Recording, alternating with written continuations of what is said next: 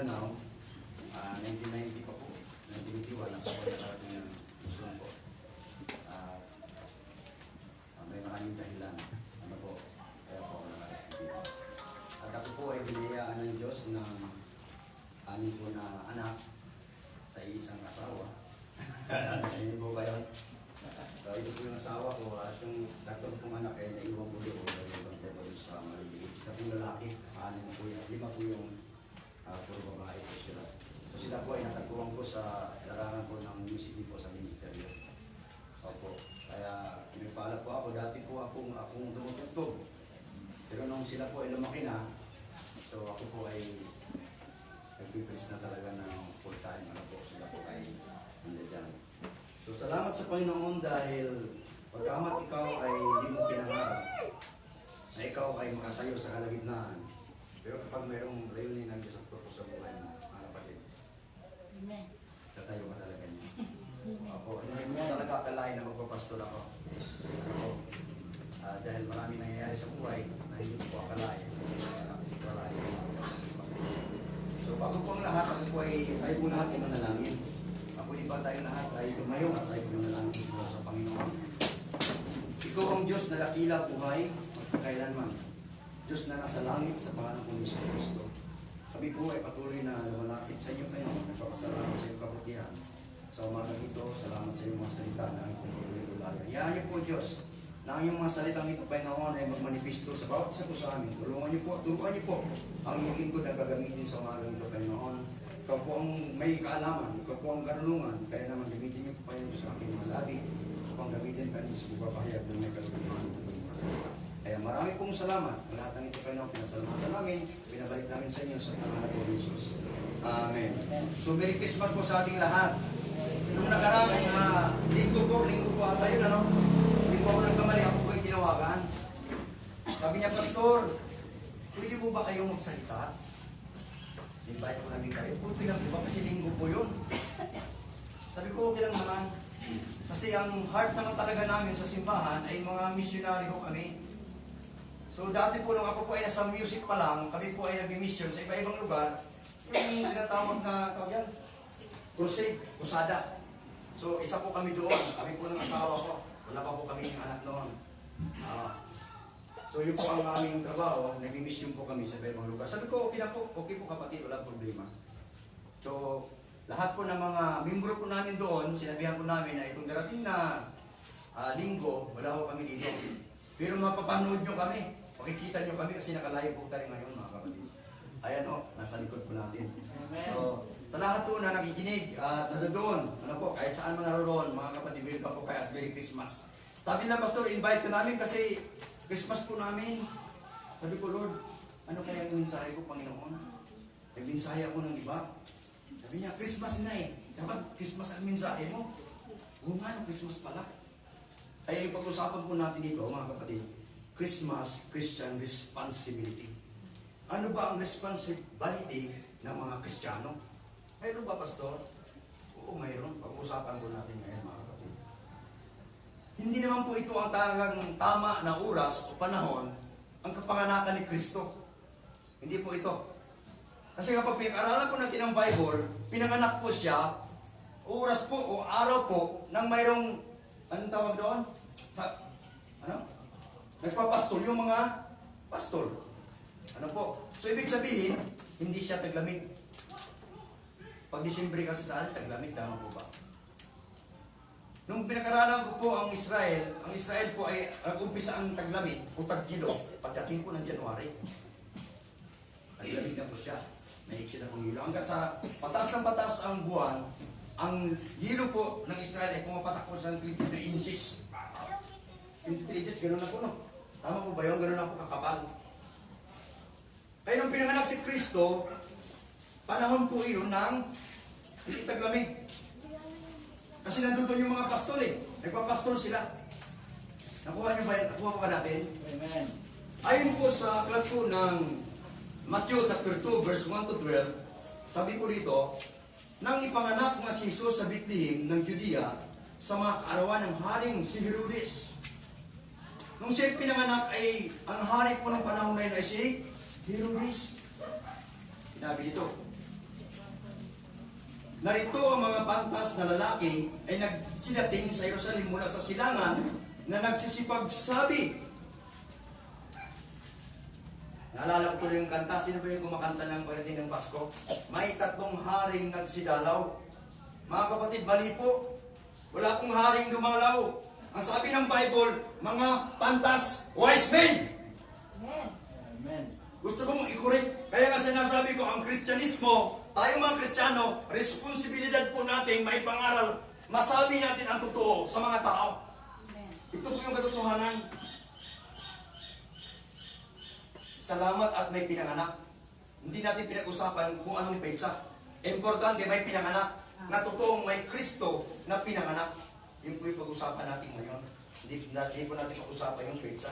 Pinadaanan ko lang po mga kapatid para maintindihan po natin na siya po ay hindi pinanganak ng taglamig. Kundi tag-init o panahon ng si Kristo. Di ba nang dumalo yung mga pantas? So, ang dumalaw pala doon ay mga pantas. 3 sila. 3 lang ba talaga sila, Pastor?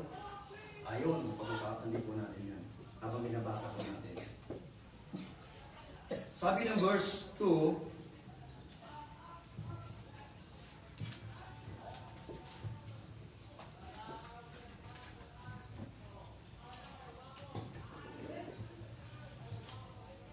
sabi ng verse 2, nagtanong-tanong sila na saan ang ipinanganak na hari ng mga Hudyo.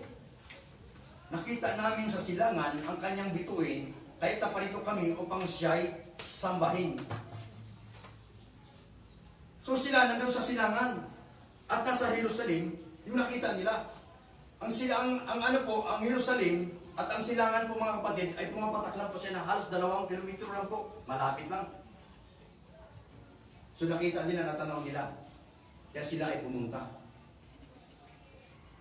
Nung sila ay pumunta, sinabi ng verse 3, sila pa no. Sabi ng verse 3, nang mabalitaan ito ni Haring Herodes, siya'y naligalig, gayon din ang buong Jerusalem. Bakit po kaya naligalig yung hari ng Jerusalem?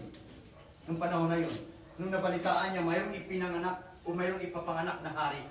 Bakit po kaya siya naligalig? Natakot na siya. Isipin mo, ipanganak hari, tapos siya hari na kasalukuyan, natakot siya, baka yun ay papalit sa kanyang pwesto. Ay naligalig, sabi ito naligalig. Verse 4, kaya tinipon niya ang lahat ng mga punong pari at mga tagapagturo ng kautusan. At sila'y tinanong, saan ba isisilang ang Kristo? Verse 5, tumugon sila, sa Bethlehem po, sapagkat ganito ang isinusulat ng propeta. Verse 6, at ikaw, Bethlehem, sa lupain ng Juda, ay pinakamahamak sa mga pangunahing bayan ng Juda, sapagkat sa iyo nagmumula ang isang pinuno na namamahala sa aking bayang Israel. Verse 7, nang mahatid ito, palihim na pinatawag ni Herodes ang mga pantas at inusisa kung kailan lumitaw ang bituin. Yung mga pantas na yun. Verse 8, pagkatapos sila ay pinapunta niya sa Bethlehem ng ganito ang bilin. Hanapin ninyong mabuti ang sanggol, sabi ng hari Herodes, sapagkat natagpuan ninyo siya, ipagbigay alam agad ninyo sa akin upang ako man ay pumunta roon at sumamba rin sa kanya. Sipin mo kung paano pandalaya Pagkarinig sa bili ng hari, sila'y nagpatuloy sa paghahanap. Ang bituin na nanguna sa kanila mula pa sa silangan ay tumigil sa tapat ng kinaroonan ng bata. Ganon din lamang ang kanilang kagalakan nang makita ang bituin. Sa verse 9 po, ulitin ko po sa King James Version. Sa verse 9, mga kapatid, para makita po natin mabuti. At sila, pagkarinig sa hari, ay nagsiyao ng kanilang lakad. At narito, ang bituin kanilang nakita sa silangan ay nanguna sa kanila hanggang sumapit at tumigil sa tapat ng kinaroroonan ng sanggol. Verse 10, Ayan. Ganun na lamang ang kanilang kagalakan na makita ang bituin. Pagpasok sa bahay, nakita nila ang bata sa piling ni Maria na kanyang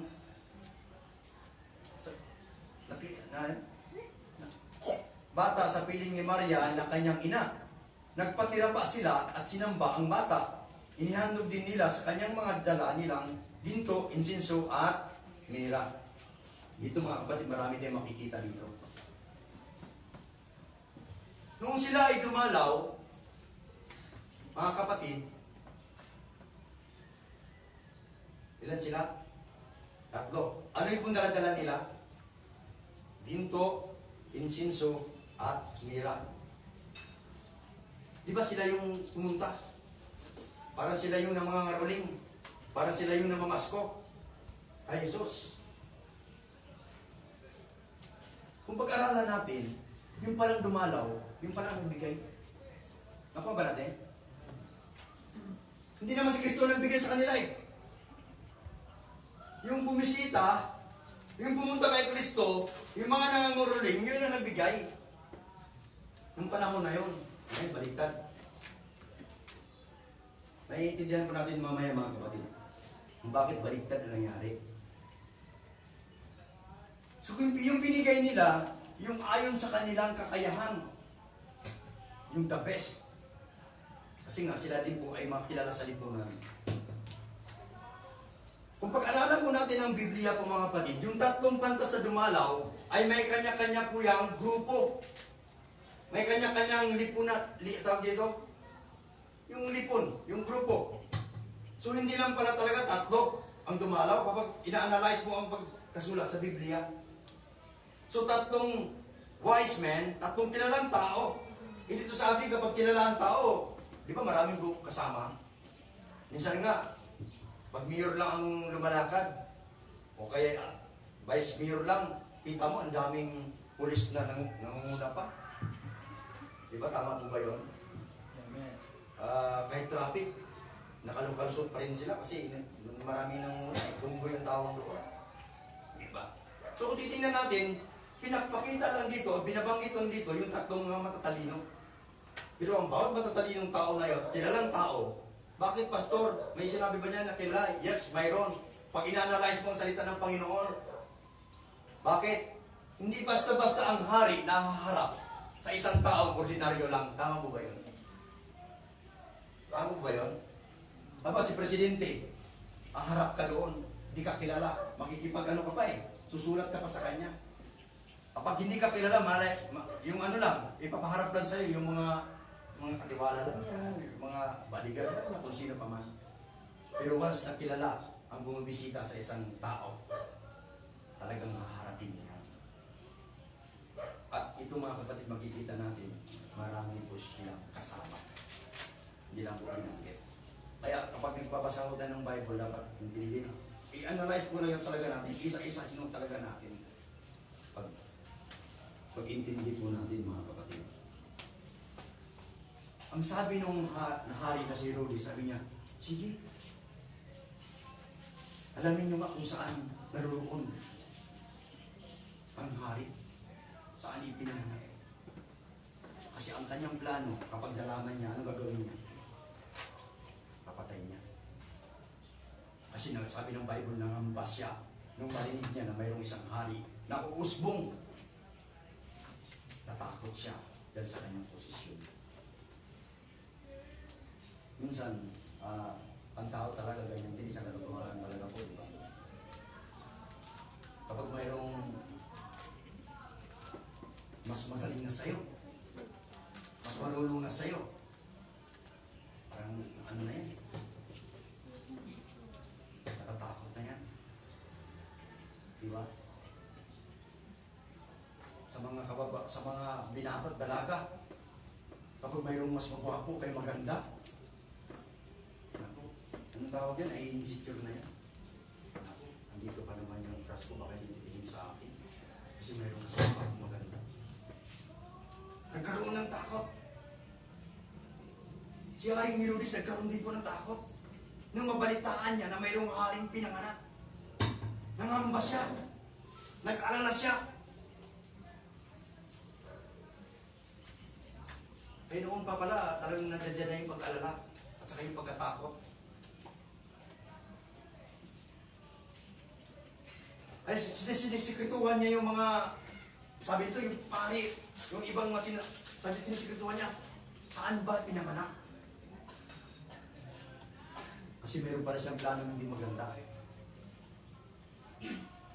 Pero pag binasa natin ng tuloy-tuloy ito mga kapatid, nung nakita nung tatlong pantas, hindi tatlong hari ha, tatlong pantas, mga matatalinong tao. Kasi ang mga matatalinong tao, sinabi ng Bible, yung nakakaalam ng mga panukala ng Panginoon. Hindi yung nakikita at narinig natin na magaling magsalita. Pero ang katotohanan naman pala ay, alam niyo kung sino yung magaling magsalita? Minsan naniniwala pa naman tayo. Pero hindi natin alam. Meron lang pala siyang tao dito. Interest, kay plano lang.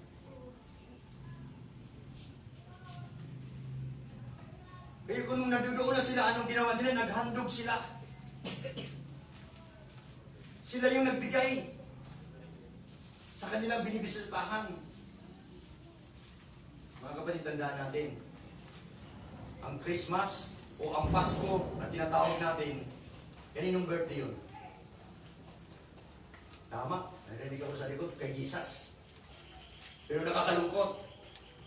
Pagdating ng Pasko, tayo mismo pag inarigaluhan, parang di ka na lalabas sa kwarto, parang galit ka na. Ayaw ko nga sa'yo. Di ba? Hindi natin naintindihan na hindi mo naman birthday. Hindi mo naman kaarawan eh. Kaarawan ni Kristo yan, kaya dapat natin siyang regaluhan. Kaya sila, nung nakita nila si Kristo, nung ginawa nila, nagregalo sila yung dabis nila. Anong kakayahan? Mayroon sila. Unang niregalo ng isa, ginto.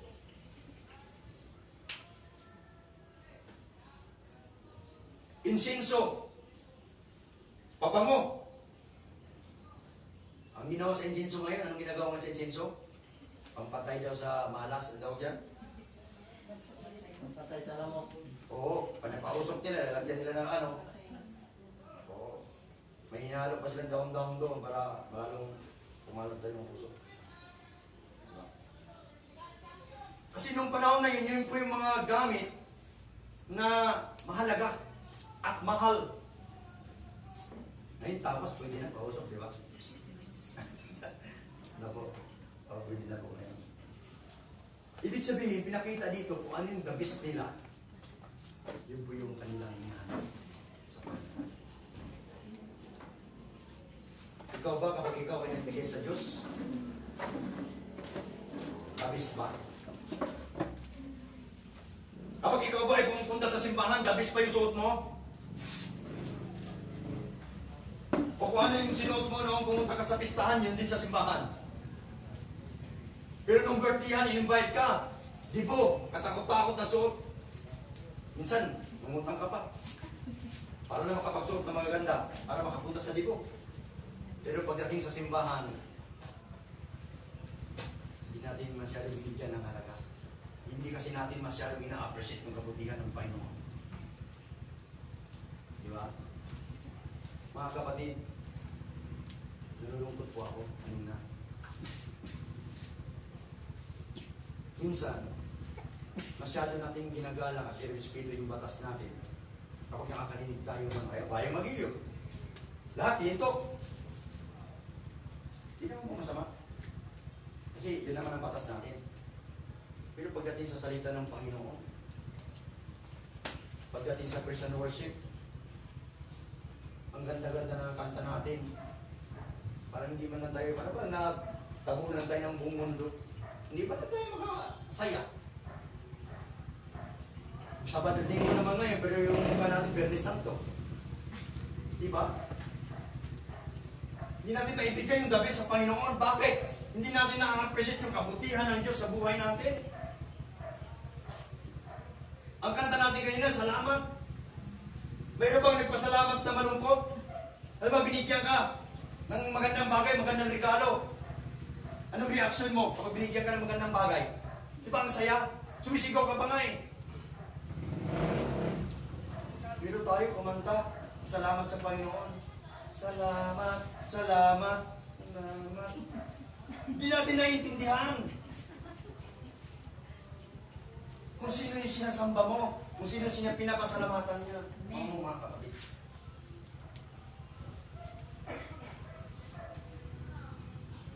Pero yung tatlong dumalaw kay Kristo,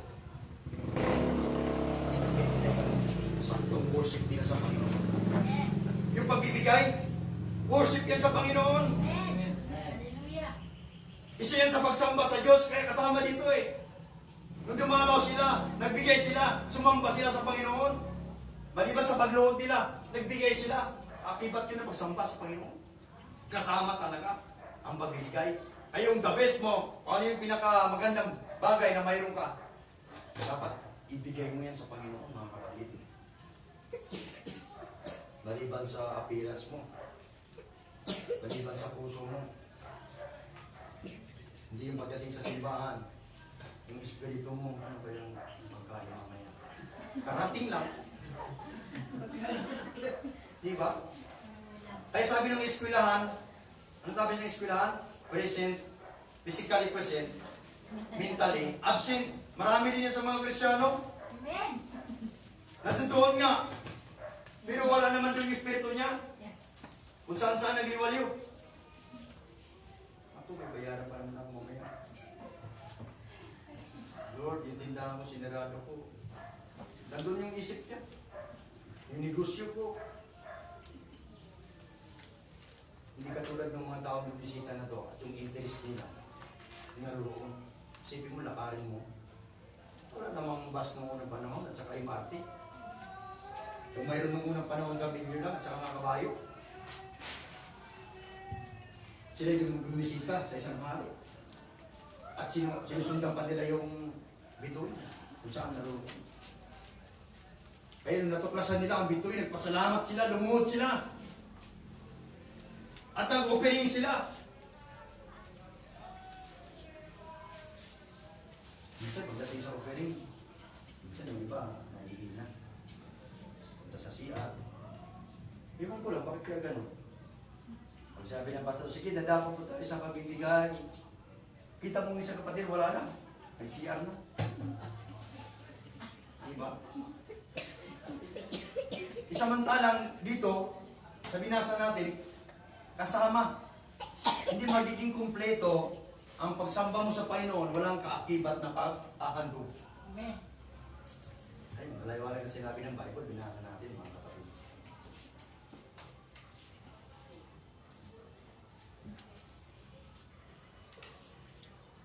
Kaya yung nagbibigay, yung mahilig maghandog, yung po tinatawag na best giver talaga. Kung sino pa yung hindi marunong maghandog, magbigay, yung pa yung, ano ba yan? Tagal na ako nagreklamo niya. Diba sila pa yung panireklamo? Sila pa yung panireklamo. Mga reklamo. So anong nangyari po mga kapatid, nung tatlong ito, pagkatapos po nila bumisita, anong ginawa nila? Diba nakusap sila ng hari? Na pagkatapos mabalitaan, ibalitaan nyo yung kaagad ako, sabi ng hari, Haring Herodes. Anong ginawa nila? Pag binasa natin ng tuloy-tuloy, sabi ng anghel sa kanila, huwag na kayong bumalik sa dating pinanggalingan niyo. Mag-iba na kayo ng daan. Kasi alam ng Diyos kung anong plano ni Haring Herodes. Ay pag tinutuloy po ng tibabasa, galit na galit siya. Doon sa mga pantas na kausap niya kasi nga hindi bumalik sa kanya. At ang ginawa, pinapahanap niya kung saan yung hari, pinanganap. Kaya naman, itong si Jose, sinabihan sa ng anghel, malis na kayo dyan, pumunta na kayo sa Egypto. Ngayon din, lumikas na kayo, kasi hinahanap na kayo ng mga tao para kayo ay patayin. Pag Kristiyano ka pala, natutuo sa Panginoon, iiwas ka sa sama. Amen. Ibigyan ka ng parang detektor. Huwag kang dumaan dyan. Kasi mayroong masama na mangyayari dyan. Naalala ko tuloy yung mama ko. Habang buhat niya ako ulit, ako naman. Sabi niya, malayo pa yung tanong niya. Sabi niya, hilain niya ako bila. Ma, bakit dito tayo pupunta? Bakit dito tayo? Kita mo, sabi sasalubong sa atin. Mangungutang kasi yan. Kaya dito tayo dadaan. Marunong din yung mama ko.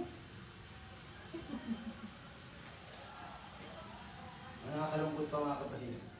Pag araw ng linggo, pag-aralan nyo. Sino pinakamarami pag-araw ng linggo? Nakakalungkot. Pero sasabihin nila, ang Pilipinas daw ay bansa ng mga Kristiyano. Diba? Ang tawag yan?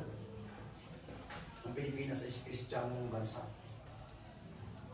Naalala ko tuloy yung kwento ng dalawang pastor. Yung Amerikanong pastor at saka yung Pilipinong pastor. Sabi ng Pilipinong pastor, Pastor, paano ko ba malaman na Amerika na? Ay, simple lang. Pag nasa sasakyan ka, ilabas mo yung kamay mo. Pag malamig, Amerika na yan, pastor. At talaga? Sabi naman ng Amerikanong pastor, pastor, paano ko rin malaman na nasa Pilipinas na ako? Ganun din ang gawin mo. Ilabas mo rin yung kamay mo pag nakasakay ka. Pagbalik mo, pagtingin mo, wala na yung sing-sing sa kanila mo. Nasa Pilipinas ka na. Tapos sasabihin natin, Kristyanismong bansa ang Pilipinas. Di ba nakakalungkot po?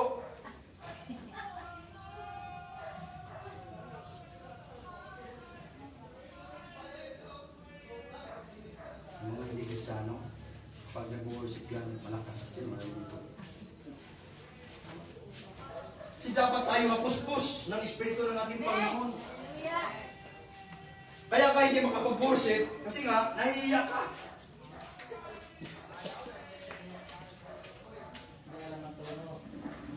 Isa pa, hindi mo pa alam siguro, bago magkanda na yun, lumana kayo. Oo.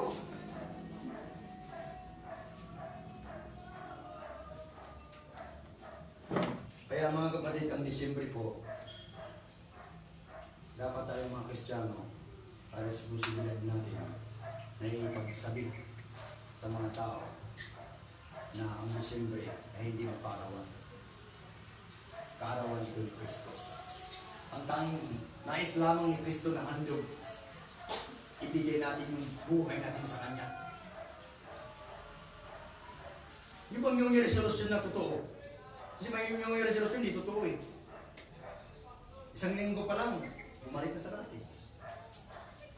Diba? Yung mula sa puso natin, nabigyan natin yung buhay natin, Panginoon.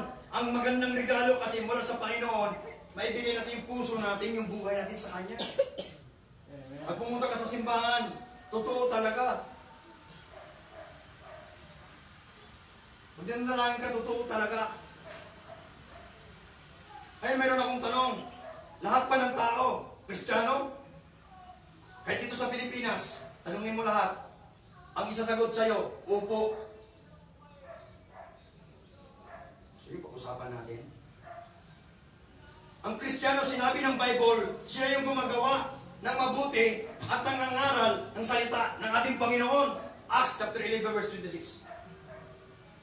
Nung nakita ng mga tao na nangaral si Apostol Pablo at saka si Bernabe, tinatawag lang ang mga tao noon na Kristiyano sila. Sabi niya yung mga Kristiyano na yan, no? Sa salitang Griego, Christos. Yung mga Kristiyano na yan, walang patid sa pangangaral nila ng salita ng ating Panginoon. Pastor, anong tawag pala sa amin kapag hindi kami Kristiyano? Pagano. Kasi ang Kristiyano lahat ng tumanggap at nanalig sa ating Panginoon bilang Panginoon at tagapagligtas. Sabi ng Bible, sila yung maging anak ng John 1:12. Lahat ng tumanggap at nanalig sa Kanya, pindoon niya pinagkalooban ng karapatang maging anak ng Diyos. Sumapanod tayo na tinanggap natin siya. Kasi binigyan ka na ngayon ng karapatan na tumawag. Yung mga hindi anak ng Diyos, tumawag ba sila? Tumawag din naman. Ang tanong, Sinagot pa sila ng Diyos. Diyos pa talaga na nasa langit na sumagot sa kanila. Marami kayang Diyos mga kapatid.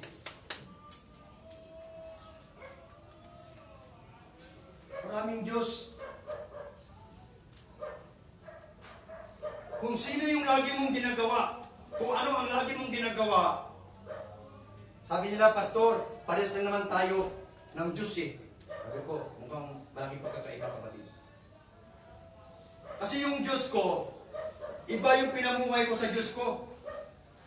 Kung yung Diyos mo parehas tayo, dapat parehas tayo ng pamumuhay. Amen. Paano mo masasabing parehas yung Diyos natin? So, nagagalit kaya tayo. Babaliwanag lang po. Di ba ang laki ng diferensya sa sabi mo, ay parehas na naman yung Diyos natin sinasamba eh. Mali. Dahil yung Diyos ko sinusunod ko. Kung ano yung hakbang niya, ay nakakbang ko. Ay ba, hakbang siya sa kanan. Hakbang din ako sa kanan. Amen. Matatakot ka kapag humakbang ka sa kanan. Yung anino mo, humakbang sa kaliwa. Alam niyo ba, anino tayo ng Panginoon? Amen. Tayo yung Bible na lumalakad. Nagpatotoo. Pagdating sa anino, nababanggit ko yung panganay kong anak eh. Nung maliit pa lang kasi siya, nung maliit pa siya, kasi wala naman kaming ilaw. Ano lang. Eh, nung tumira na kami sa ganyan, may ilaw na ganyan. Nung tumayo siya, naglakad siya, nakita niya yung anino niya. Natakot siya ngayon. Kahit saan siya pumunta, yung anino niya, sumusunod sa kanya, natakot siya, iyak na ngayon. Oo. So, nagpapakita lang talaga na kapag ikaw ay Kristiyano, dapat yung buhay mo naaayon sa pamumuhay ng Kristiyano. Amen. Anino ka? Example ka, halimbawa ka sa mga hindi Kristiyano. Amen. Hallelujah. Kaya siguro marami tayong hindi madaladala kasi nga yung buhay nila, ganun din ang buhay mo. Saka din ako papawin dito. Sakit na ng magsalita ni Pastor. Hindi ko po. Ang totoong mahal mo ang isang tao. Lagi ko sinasabi yung pag mahal mo ang isang tao, dapat sinasabi mo ang totoo. Tama po ba yun? Amen. Kapag mahal mo yung anak mo, dapat pinagsabihan mo kapag mali. Pinapaalam mo kapag mali. Mali na nga. Sige lang na, okay lang yan na. Mali na. Ano mangyayari kapag bata na sinasabihan ng ganon? Spoiled. Spoiled. Kasi okay lang, sige lang, okay lang yan na. Ang isip naman ng bata, tama siguro. Mali yun. Yung Diyos natin nagagalit din. Kapag mali yung ginagawa natin. Kaya pray tayo ng pray, di tinutugon dahil nga yung buhay mo, taliwas naman sa sinasabi mong Kristo. Ay dapat. Nakilala ko po ang Panginoon 1996 po. At nakilala ko po ang Panginoon sa loob po ng bilibid. Ako po ay nakulong, 11 years old pa lang. Hanggat sa di na po ako tinanggap ng DSWD, dinala na ako sa Muntinlupa. Noong 1991. Ano po. So, huwag na po tanongin bakit po ako nakulong. Pasaway po talaga ako noong unang panahon. Alam mo naman sa Mindanao, opo, pasaway talaga. Kaya salamat sa Panginoon dahil ako po ay nabago doon sa loob. Ako po ay hindi na po ako nagkaroon ng pangarapan na magkapamilya. Ni sa guni-guni, wala na po sa isip ko yan. Isang araw, ako po ay nag-aral doon sa loob kasi nga may eskwelahan sa loob eh. Ako po ay nag-aral. Nung ako po ay nag-aral, pero hindi ko po alam, meron po palang kaklase na Kristiyano din. Kapag ako ay kung umuwi na, nagtanghali, papunta ng brigada, ay nauubusan po ako ng pagkain. Tinatawag ng nilang ranso. Tawag sa Pilipid kasi ranso. Kaya sabi ko, Panginoon, ubusan po ako ng pagkain. Kaya pag nasalubong ako nung, pwede pa naman pala ako tumawag ng Panginoon kasi di pa ng Kristiyano. Ubusan po ako ng pagkain. Kaya nung bumabalik na ako, galing sa brigada, masalubong ako ng isang mama. Ang classmate ko rin. Sabi niya, kumain ka na ba, Brad? Hindi nga eh. Sabi niya, hindi, kain tayo. Kasi mayroon ding ano doon eh, mga karinderya, yung mga maliliit. Ang tawag doon, talipapa. Doon sa loob. So, pinakain niya ako. Mahabang panahon niya ginagawa sa akin yun. Nagtataka naman ako, bakit niya ako nililibre? Hindi ko naman siya kilala. Di ba? Nung ako po ay talagang matagal na panahon, sabi niya sa akin, Brad, minsan i-invite kita. Pumunta ka nga doon sa building na yun. Sabi ko, saan ba yun? May malaki kasi simbahan doon sa loob eh. Kaya yung building na yan, kita mo yan. May mga, mga puno-puno. Sige, punta ko po. Sabado po yun. Nang tanghali, kasi may gawain doon ng mga GIL noong unang panahon. Pagdating ng tanghali, alaon, GIL yun. Ang dami pong gawain doon. Kung lahat ng simbahan, bangkitin mo, nandun na. Po. Eh, sakto naman, GIL yung napuntahan namin. Kasi siya yung parang, siya yung nagsasalita. Tawag dito, MC siya. Bigla niya akong tinawag. Mag-testimony daw ako, di pa naman ako. Nanginginig ako dun sa, first time ko pang nanginginig talaga doon sa harapan. Siguro 3 lang yung nabanggit ko. Nagtataka ako, sabi ko, bakit ako natatakot? Samantalang, hindi man ako natatakot. Di ba? So doon po nag-umpisa mga kapatid na pinili na pala ko ng Panginoon. So mula noon, nung nakilala ko ang Diyos, sabi ko, Panginoon, bakit ngayon pa lang?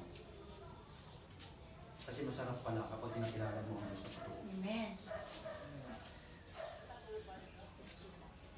Sabi ko, Panginoon, bakit ngayon ka lang dumating? Ba't ngayon ka lang nagpakilala? Sabi niya, Panginoon, pa nga ako nagpakilala sa'yo. Binabato mo lang yung simbahan ko.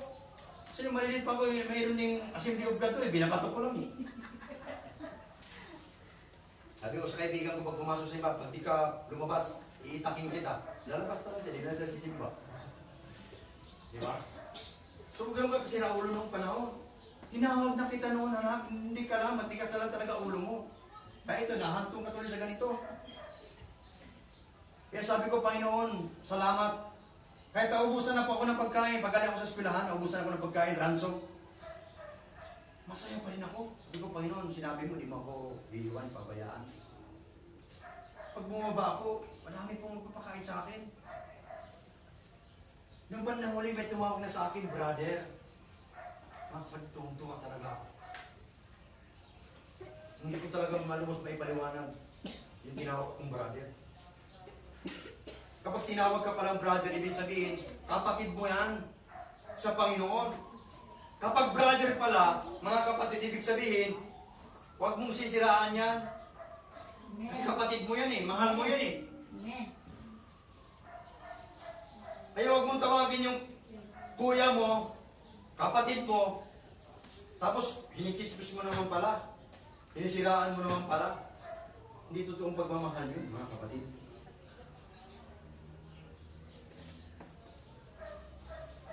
Kaya salamat sa Panginoon. Noong 2001, binigyan po kami ng parol. Ang dami po namin lumaya noon. Sabi ko, hindi po ako uuwi sa Mindanao. Kinausap kong kinakatsaba ko na ngayon yung magbibigay ng budget sa amin. Kasi yung sa barko, bibili ng ticket, sakay kami doon. Dati yung panahon na yun, 1.6 lang po ang mamasahin nung papunta sa barko. Sa barko po, sa ayan, yung 200 na SP, extra. Para kung pag-uwi mo doon, sasakay ka pa, pauwi sa inyo, may pang extra. Kinausap ko ngayon yung maghahatid sa amin, sabi ko, hindi mo na ako sa amin. 1.6 naman yung pila ko, sabi ko, sa iyo yung 600, sa akin yung 1,000. Kaya niya, masisira naman ako dito, sabi ng warrant din, ng bureau. Sabi niya sa akin, basta ituloy yung pangako mo. Pagdating sa pizza na yan na reporting, dapat makapag-report ka. Sige, sabi ko, ang dami sumama sa akin noon. Sabi niya, Lad, kabisado mo bang Manila? Oo naman, pero di ko talaga kabisado. Kung di nga ako nakulong, di ako makapunta ng Luzon eh. Di ba? Ang malakas lang talaga loob ko kasi nga layaw ako eh. Oo naman, dami sumama.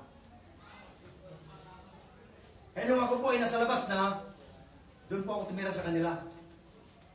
Sila po yung tumanggap sa akin. So, salamat sa Panginoon dahil may tumanggap sa akin. Pinayos po namin sa DOJ yung papel ko. na dito na po ako sa Muntinlupa ng City Hall mag-report. So naayos naman po, pinagbigyan naman po ako. Binigyan, nag-ano na ng dahilan kung anong dahilan mo talaga. Sabi ko, kasi doon yung kumpinan ko, ayaw po bumalik sa dati. So gusto po kong bago na. So dito na po ako nag-report sa Muntinlupa City po. So yun po yung kwento ng buhay ko. Sila po yung tumanggap sa akin. At mula nung nandito na po ako sa Luzon po na ako. Ito na po ang problema ko. Kung kami po ay nag-asawa na at may anak na kaming anim, sabi ko sa Panginoon, Panginoon, paano ko kaya buhay ng pamilya ko? Wala naman ako mataas na degree na natapos. Kita ko sila, naka-aiga yan, lumbay-lumbay. Madaling araw, pag nagising ka, kung nalalangin ka. Sabi ng Panginoon, hindi ka lang sa akin. Sige, Panginoon. Kasi nag-apply ako ng instruction daw, sabi ko, sir, kahit nagahalo lang, hindi pa rin ako tinanggap. Malakas na ako maghalo. Lakas na yung katawan ko. Hindi ako tinanggap. Nag-full time po kami. Mahaba pong panahon na kami nag-full time. Nakarating kami ng Pampanga, nag-mission kami. Kung saan kami dalhin, yung buong pamilya ko, sa awa naman ng Diyos, nakapag-aaral lang yung mga anak ko. Amen. Nung dumating kami sa Pampanga, wala kaming kakilala doon. Wala kaming trabaho. Madaling araw pa lang, nananalangin na kami, Panginoon. Papasok na yung mga anak ko, wala kami kakainin. Paano? Pero buhay talaga ang Diyos. Amen. May kumakatok. Madaling araw. Brother, balik leave. Kasi may pastor no. Dito yung pagkain no. Mainit pa. Sa amin.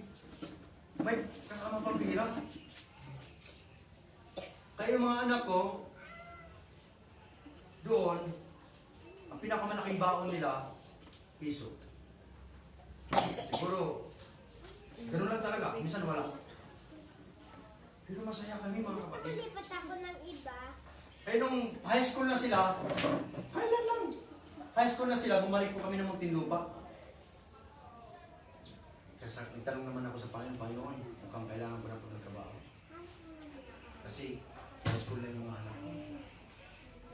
Tapos, laptop lang binibigay sa akin. 30 pesos sa isang linggo. Hindi, kailangan ko ng trabaho. Pinalunisan naman siya na. Pinalunisan. May trabaho sa akin. Brother Charlie, punta ka nga sa ganitong lugar. Sabihin mo na ako ang napapunta sa'yo. Kung pumunta ako doon mga kapatid, ikaw ba si Charlie? Ako po. O ito yung mga trabaho mo. Yung mga chicken na to, lahat hatid mo sa Makati, hatid mo sa ganito, ganyan. Ganyan. Hindi pa ako in-interview ha. Natid ko, dahil kasi may mga artist naman. Kasi may motor naman po ako. Natid ko kung saan. Hindi ko po kabisado ang Maynila. Nagpipilit lang talaga ako sa Panginoon, tulungan mo ako. Kasi baka mahuli naman ako. Alam mo namang mga ano ngayon, MTMP, di ba? Eh, kunting pagkakamali lang sa daan, huhulihin ka na.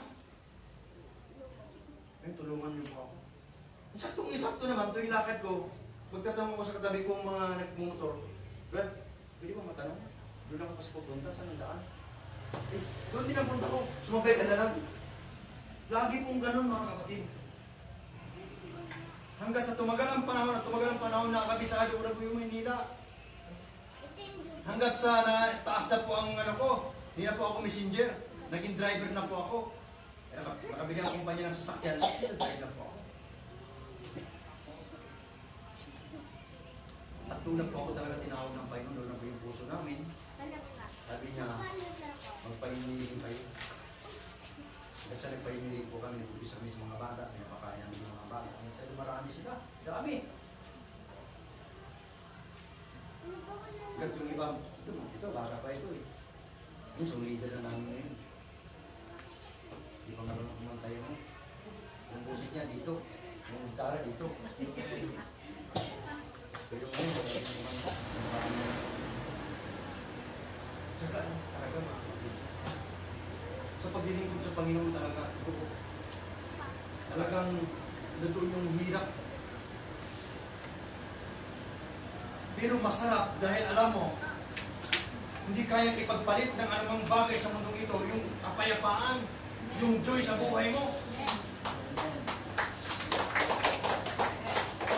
Sabi nung kanta natin, "God, this world satisfied me." Diba? Ano sabi ng kanta? Walang bagay sa mundong ito na pwede makapagbigay sa'yo ng kakontentuhan. Wala talaga. Kahit na kapag tapos ka na yung pangarap mo, marating mo. Hindi mo yung mga senador natin, mga mayor natin, kung sino-sino dyan, tapos na, narating yung pangarap nila. Pero hindi pa rin nakontento. Saan natin pa rin? Di ba? Kita natin? So wala talaga. Ang pwede makapagbigay ng kakontentuhan sa mundong ito, mga kapatid, walang iba kundi si Kristo lang. Amen. Sabi ng kanta, si Kristo lang. Pag-aasa ko. Amen. Lahat po yan si Kristo lang. Ay, huwag mo sabihin sa sarili ko na, ay, ganito lang po ako. Wala pa akong kakayahan. Wala pa akong alam, wala pa akong natapos. Kapag pinili ka, tinawag ka na dyan, naglingkod ka ng totoo sa Panginoon, mga kapatid, wala pa kasing imposible sa Panginoon. Dati po, mga ako po'y bagong pastor, ako po ay talagang naliit ng lupang kapastoran. Naranasan ko kong pinapahiya nila sa loob ng probinsyon. Ito, tahimik na pag pumasok kayo. Sabihin sa'yo, "Uy, sino yan? Hindi naman pastor yan." Lingkod na ako sa Panginoon. Pero ngayon nagtataka sila. Sabi niya, "Sinong leader ng buong Muntinlupa ng kapastoran? Sinong leader ng buong NCR? O pinadala? Kasi may grupo po akong NCR eh. Buong Pilipinas." Mga kapatid, tayo po pinagpahal ng Panginoon. Kasama po ako doon. Amen. Isang walang kwenta. Inamak-hamak ng mga kapwa. Ang nakalungkot, okay lang, hindi mga Kristiyano. Kristiyano pa, mga pastor pa. Pero ngayon, wala silang mukhang may pakita sa akin. Tatlo lang po yung pamantayan ko sa pagdating sa Panginoon. Stand firm. Amen. Speak the truth. Don't compromise. Tayuan mo! Panindigan mo ang iyong pagka-Kristiyano. Hindi yung pagdating ka sa kabilang kalye, Kristiyano ka ba? Hindi ah. Parang si Pedro. Tapos sasabihin mo dapat ang totoo. Huwag ka matakot, huwag ka mahiya. Halos buong Manila, di ba? Naikot na namin pangangaral na salita ng Panginoon. Sa PNR, pag sumakay kami ng PNR, nangangaral kami. Walang bayad, walang sobre. Pag pumunta kami sa bus, nangangaral kami. Halos buong NCR po. Hindi pa sa ibang mga ano pa. Kasama po ako nun sa grupo na kami po ay nangangaral ng salita ng ating Panginoon. Walang bayad yun. Kasama po ako. Kaya nakikita ko hindi pa na talaga handa ang takatayuan sa buhay. At sinasabi nila, convict naman yun. Nagkatiwala ka lang sa Panginoon. Stand firm. Speak the truth. Don't compromise. Yan lang yung tatlo. Yung pinaghawakan ko sa buhay ko. Huwag ka makipagkompromiso kapag mali. Mali talaga dapat. Hindi pwedeng mali ay, okay lang yan. Pag mali, sabihan mo sa tama din naman.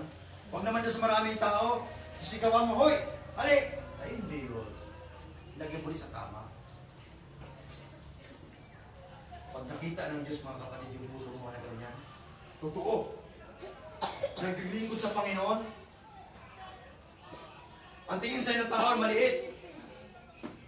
Pero isang araw, itataas ka. Amen. Hallelujah.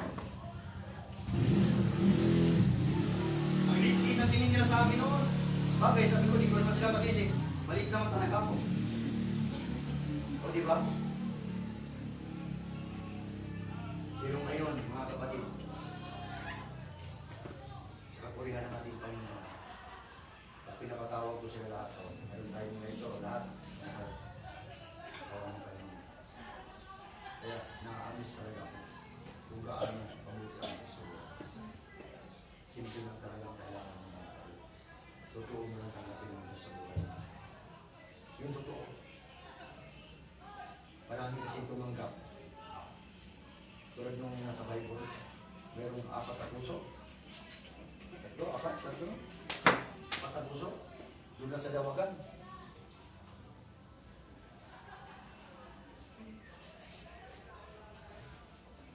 Yung isa doon sa bato.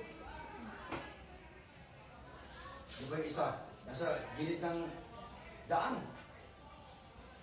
Eh pag nakatanggap, yung sa dawagan, pag nakatanggap ng masaya din. Pero pagkatapos ng saya, wala na. Hindi yun.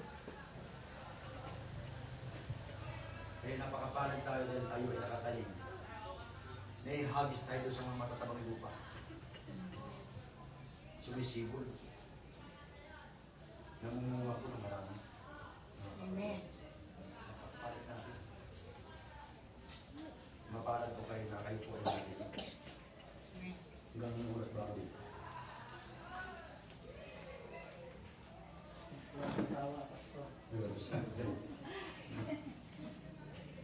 Last verse na babasahin ko sa verse 12, sabi ito, at palibhasa ay pinagsabihan sila ng Diyos sa panaginip na huwag silang mga balik kay Herodes. Eh, pinalahanan sila. Nangagsiuwi sila sa kanilang sariling lupain sa ibang daan. Nag-iba sila ng daan. Yung 3 pantas. Kasi nga, pinaalalahanan sila ng ating Panginoon na huwag nang bumalik doon kay Herodes kasi mayroon siyang masamang pinaplano at binabalak. Kaya kung may mga taong magpaplano at magbabalak sa inyo, hindi maganda. Kapatid. Yung isang pastor na kilala po namin, kasi nga, hindi kami mag-convert sa ibang lugar. Naranasan na po niyang barilin. Doon sa Kali, sa Tanawa, sa Kali. Hindi naman pumuputok yung baril daw. Kasi nabon lagi niyong bumaril eh. Oo, nung mga ilang taon na, siya nag-testimony. Pastor, nung unang dumating kayo dito, talagang masama ang loob ko kasi sama mong magsalita eh. Sakit mong magsalita. Ito to talaga, masakit talaga ang salita ng Panginoon. Tumatagos ito. Amen. Di ba? Ang Diyos hindi po naghihili yan. Ay, okay lang, kahit mali, okay lang yan, kapatid mali. Hindi yun. Ang Diyos sinasabi sa talaga sa iyo ang tama.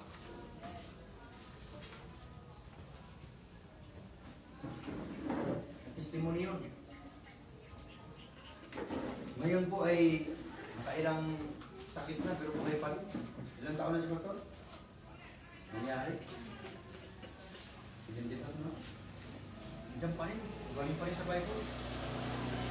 Nakasama po namin siya kung yung prosection hanggang sa aking pumunta. Sa Bible. Pati po kami sa Asindarus kita na yan. Oo, yun po. Nagawa namin mga kapatid. Masarap po mag-usap sa Panginoon. Kapag ikaw po ay totoo na nakaranas ng presensya ng Panginoon, simple na naman po mga kapatid eh. Yung mga awitin, dapat namnamin natin yan. Para bang yung pagkain pag walang lasa, lakang lasa, di ba walang sarap. Pero pag ginanamnam mo, iniintindi mo yung mga kinakanta natin, para nasa mo yung biyaya ng Panginoon, natutuo talaga ang Diyos. Na-experience natin yung kabutihan ng Panginoon sa buhay natin. Doon natin makikita kung gaano ang Diyos kabuti sa ating buhay mga kapatid. Pag naglingkod ka sa Panginoon, Panginoon maglingkod ako sa iyo. Itong ministeryo mo, hindi sa akin. Amen. May tao man sa wala, Panginoon. Hindi question sa akin yun. Dahil gawain mo yan. Kapag ganyan naging prinsipyo mo, binibigay mo lahat sa Panginoon. Hindi yung problema ka. Sarili mong ipon. Nako, mapapagod ka mga kapatid. Bigyan mo sa Panginoon. Maraming mga tao, pagdating ng December, humingi ng New Year resolution. Hindi kaya. Bigyan mo sa Panginoon yun. May problema ka. Pamilya mo, magulo. Bigyan mo sa Panginoon yun. Bakit mo problemahin yun? Problema na nga, problemahin mo pa. Relasyon ng mga anak mo. Nahirapan ka. Bigyan mo sa Panginoon. Lalo na sa ministeryo, pagdating sa ministeryo sa Panginoon. Panginoon, ministeryo mo to. Bigyan ko sa iyo to. Gamitin mo lang ako, Panginoon. Ayaw, in-invite ako, natuwa ako, sabi ko salamat. Dahil sila yung mga tao na hindi yung mayakap ng pulpito nila. Ibig sabihin yung puso nila maluwag. Kapag salita ng Panginoon, ang pinag-uusapan, dapat yung pulpito natin maluwag. Hindi yung ako lang akong salita dito. Yung ganun na. Eh, doon pala sabi ko, Lord, alam ko pagpalahin mo yung lugar ko. Alam ko i-bless mo yung lugar na yung Panginoon.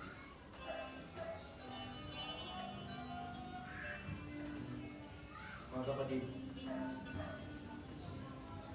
kahit na ako lang mag-isa mag-drive sa sasakyan. Pag inisip ko, binabalikan ko yung kabutihan ng Panginoon. Hanggang sa dumating ako sa ganitong punto. Hindi talaga mapigilan ng luha ko. Kaya sabi ko talaga, Panginoon, hindi ko kayang paliwanag ang iyong kabutihan sa buhay mo.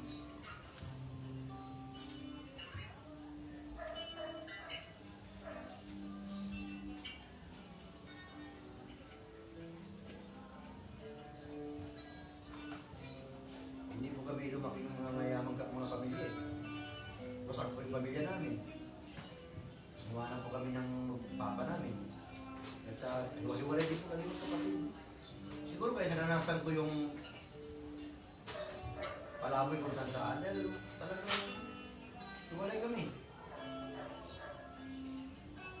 Yung mga malalaki namin kapatid, iniwan naman yung magulang ko. So kami lang maliliit na naiwan ko. Anim din kami magkakapatid. So walang pag-asa, naranasan ko na po na maraming bis na kung gusto magpakamatay talaga ng mga panahon. Hindi ko na kaya, ang hirap, Panginoon. Sabi ko, kaya ko na.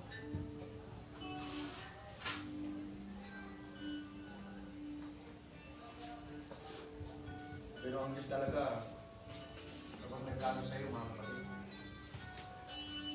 hindi ko makakalain, makarating ako sa ganito, tatayo ako sa iyong harapan. At pangaral ako ng salita kapatid, hindi ko rin talaga. Kahit nag-aral ako ng Bible School sa loob, hindi ko pa rin pinangarap mag-pasto. Ayaw ko talaga mag-pasto, kasi hirap talaga mag-pasto. Oo.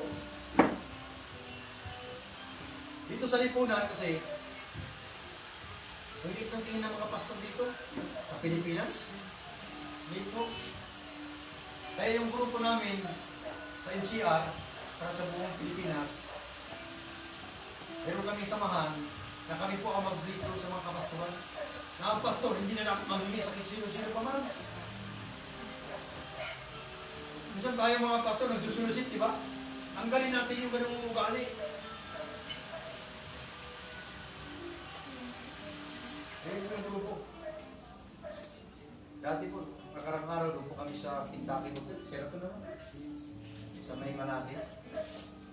So lahat po kami doon. Bawat sila po ay may 5 representative ng mga pastor. So ako po yung dito sa sila namin, sa Tinopa. Kung pumunta doon, sila po ako ng 5 pastor. Pinapakita doon na dapat ang magpala sa mga Pilipino. Ang Pilipino din. Huwag tayo mag-ipindi sa mga ginagamit lang tayo. Ang tagal din namin foreigner ng Pastor Dick. Alas pagkas nagkaano kami. Nauna lang ako sa kanya, nung umalis ako doon sa lugar ng mga foreigner, siya naman ang kasunod. Ay nung nagtagpo kami, kasama na kami ngayon. Pero isa lang yung pinagalingan namin simbahan. Yung Nabali Cathedral. Mga Canadian po may hawak nun.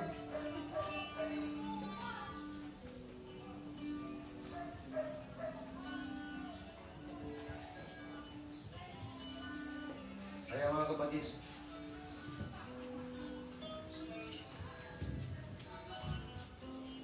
ano ba yung makapit natin kanina?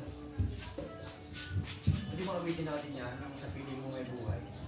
Kasi nakita ko kanina, wala talaga pang buhay-buhay. Oo. Nandiyan yan eh. Kahit nakaupo lang po tayo, nang namin po natin, dami po natin. Gawin natin panalangin sa buhay natin. Sa buhay ko'y wala na hahanapin pa, kundi ang manatili sa piling mo tuwina.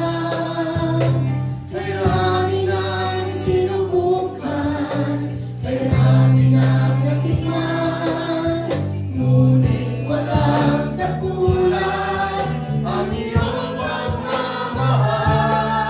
Minsan ba ba? Sa buhay ko'y wala nang hahanapin pa, kundi ang manatili sa piling mo tuwina.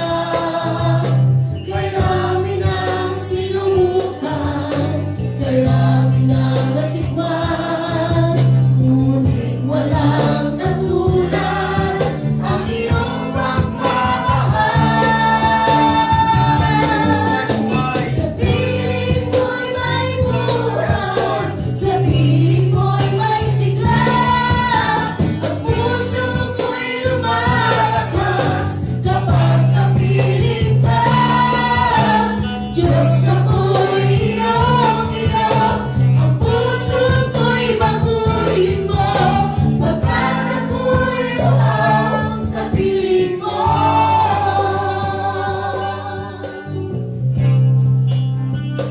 Alam niyo po mga kapatid, wala po tayong may natago sa Panginoon. Wala po tayong may natago sa Panginoon. Walang maitatago, lahat ihahayag. Kaya bigay natin Sa sa Diyos yung dapat piling natin ibigay mo'y sa Panginoon. malayang, Kailangan natin, umiyak. natin, dapat Mga ibigay bigo natin sa pangarap na sa puso sumugat, bibigyan mo ito ng lunas, babaguhin ang lakas. Sa piling mo'y may buhay, sa piling mo'y may sigla, ang puso ko'y lumalakas kapag kapiling ka.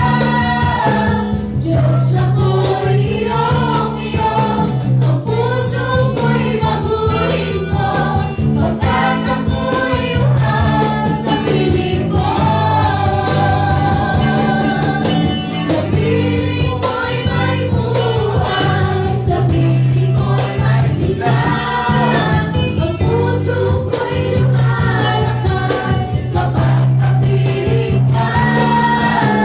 Diyos, ako'y iyong-iyo, ang puso ko'y baguhin mo, pagkat ako'y uhaw sa piling mo.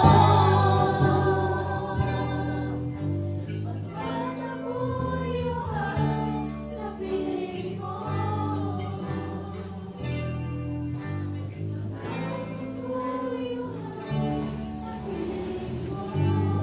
Panginoon, marami pong salamat sa iyong mga salita. Namin pong napakinggan sa mga umagang ito, Diyos. Salamat dahil ang kapanahunan ng Disyembre, Panginoon. Di ba namin alam kung ito ang tamang panahon o pizza o Diyos sa iyong kapanganakan? Pero hindi yan importante, Panginoon. Ang importante, mayroong Diyos na pinanganak. Mayroong Kristo na isinilang sa mundong ito. Para kami po, Panginoon, ay makakamit ng kaligtasan na nagmumula sa inyo. Sa pangalan ni Jesus, Kami po ay lumalapit sa inyo, Panginoon. Alam namin marami po kami mga pagkukulang sa inyo, marami kami kahinaan, marami kami mga pangako, O Diyos, na hindi namin kayang tupad-tuparin, Panginoon. Pero sa umagang ito, Panginoong Diyos, nagsusumamo po kami, Panginoon. Tinatanggap ka namin bilang Panginoon ang aming buhay. At dapat ikaw po ang masunod sa aming buhay, Panginoon. Ikaw po ang Panginoon namin. Lord, tulungan niyo po kami. Wala po kami kakayahan, Panginoon. Sinabi mo sa iyong mga salita, pagkatiwala namin sa inyo, Panginoon, ang lahat ng aming kabalisahan. Ikaw po ang kukumpok nito, Panginoon. Lord, marami kaming problema. Hindi po namin nakalain na kung makayanan namin ito, Panginoon. Pero sabi mo sa iyong mga pangako, lahat ng napapagal at talapit, pagpapahingahin mo, Panginoon. Lord, pagod na po kami, Panginoong Diyos. Nais po namin pagkatiwala sa inyong lahat. Patawarin niyo po kami, Panginoon. Sa umagang ito, simula po sa araw na ito, ikaw na po ang maghali sa buhay namin. Pangunahan niyo po ang lahat ng plano namin. Pangunahan niyo po ng Diyos lahat ng desisyon namin, Panginoon.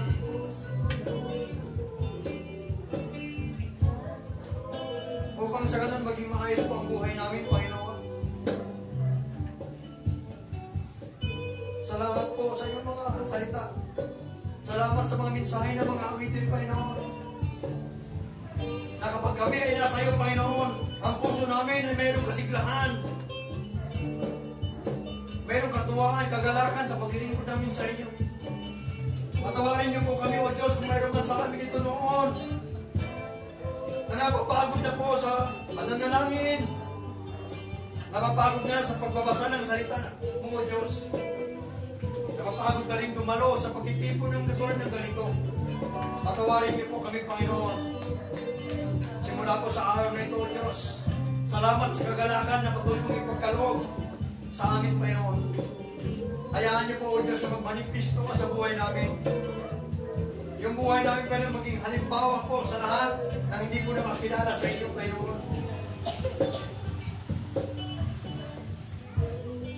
Salamat po ng marami. Dahil sa iyo, napakaraming buhay. Nasa iyo ang pag-aasa. Nasa iyo ang kakontentuhan. Kaya maraming pong salamat, Panginoon. Pagpalain niyo rin po ang lahat na nakapakinig kayo ng Diyos sa mensaheng ito, Panginoon.